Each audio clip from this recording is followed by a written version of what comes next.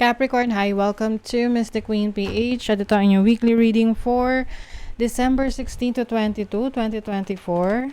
If you're interested in private readings, meron tayong link sa description at sa pinned comment. Paka-check nyo lang information kung paano mag-book for a private reading. And please subscribe to our channel to show your support. Like, share this video, and comment na rin kung kayo ay naka-resonate sa reading. Okay, Caps. What's up? Energy up the energy. Weekly reading. Anong energy for you this week? Capricorns. Solar flares. Activate. Oh, meron kayong i-activate. Ano kaya ito? Baka may bago kayong interest. Oo. Na-activate ang inyong interest sa isang bagay.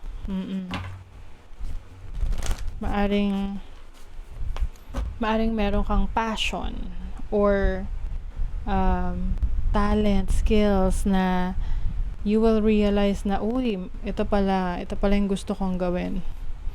Yeah, first house, this is about yourself.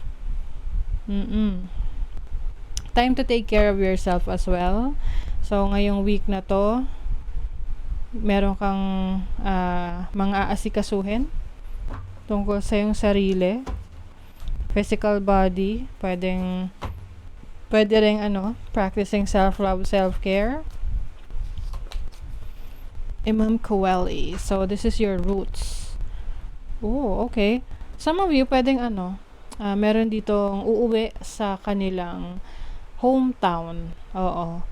Let's say nakatira ka sa ibang lugar for some reasons, pwedeng dahil sa trabaho, and then uuwi ka sa iyong mga parents, ganyan, or sa hometown mo. And this is also about balancing balancing your chakras. So pwedeng meron kang inaayos sa sarili mo. This is your roots. It's like your foundation. Possible rin, this may be related to your health. Oo. And you are realizing, meron ka mga realization this week. Kung ano yung dapat mas importante or dapat na mas bigyan mo ng attention. Let's see, what else? Capricorn. You have the 3 of Cups. Oh, may celebration dito. You have the King of Swords, the 5 of Coins. Meron kang gagawan ng solusyon pagdating sa financial struggle or financial needs. Pwedeng merong kang kailangang bigyan ng tulong or merong hihingi ng tulong sa'yo related sa finances or resources. Oo. Pwedeng kasing simple ng paghiram sa'yo ng mga gamit. Oo, halimbawa yung kapitbahay mo, kakatok. Capricorn, pahiram naman ng kaldero. O kaya ng steamer. Oo, or anything na gamit mo na makakatulong sa kanila. So you may be sharing your resources to others. You have the Emperor and the 2 of Swords. Some of you here, meron kayong nagkakaroon kayo ng disagreement with your boss, or kung hindi mo boss, subordinates mo. So, pwedeng ikaw yung boss, tapos yung mga tauhan mo, nagkakaroon kayo ng misunderstanding or issue or conflict, or maaring yung boss mo, yung superior sa'yo, ay nagkakaroon kayo ng misunderstanding. But meron ditong celebration, happiness. Maaring meron kayong mga importanteng aatenan na mga salo-salo, no? December marami talagang events pag December. You also have the 8 of Coins. Some of you, maaring you will focus on creating more money, creating more abundance ngayong week na to. So medyo busy, no? I think you will also be more disciplined, no? Magiging disiplinado ka sa mga bagay na dapat mong ma-accomplish matapos this week. Hindi ka yung tipong, ano, ang tawag doon, yung tatamad-tamad. Oo, minsan kasi 'di ba parang nakakatamad kumilos, ganyan. So ngayon parang naghahabol ka. With the Knave of Wands, very busy. Yung iba magiging workaholic, so pay attention rin to your health.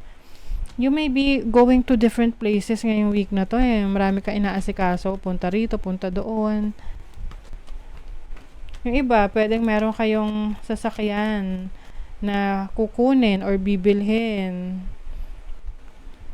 This week, para ngayon siya i-release. O, matagal ka nang naghintay. You also have the Death card and Temperance.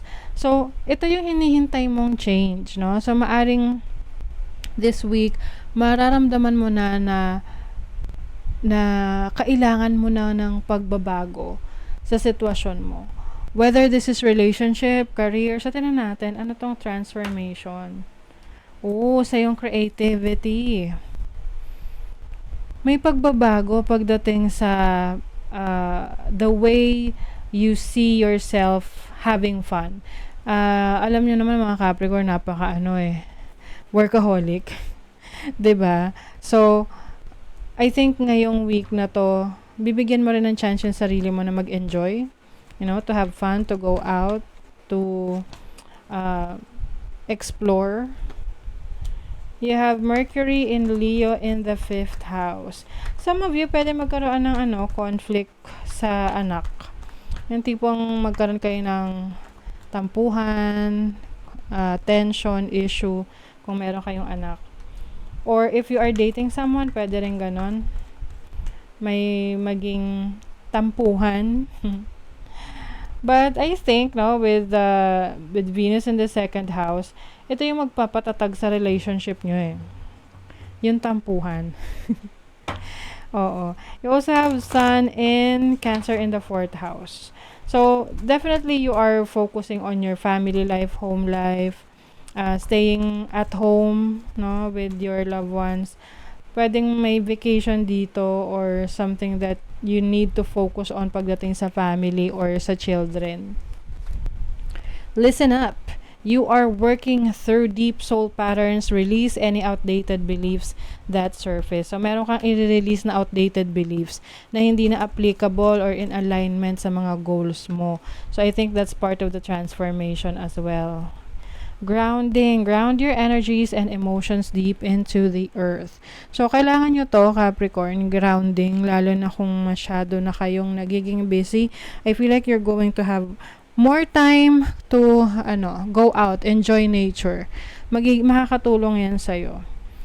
And if there is something na kailangan mong i-release like emotions, gawin mo. Huwag mong dibdibin at sarilinin yan.